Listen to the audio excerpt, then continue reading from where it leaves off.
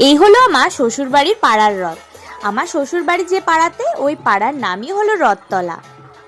রথযাত্রা নিয়ে এত উল্লাস বিয়ের আগে ছিল না, বিয়ের পরেই এই রথযাত্রা নিয়ে এত আনন্দ করতে শিখেছি।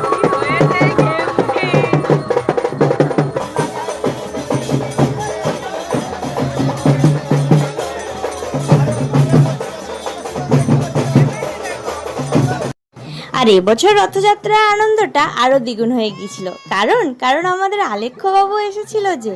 আর শুধু আলেখ্যবাবু নয়, আমার মা, দাদা, বৌমণি সবাই এসেছিল এই রথযাত্রায় আমাদের সাথে আনন্দ করার জন্য।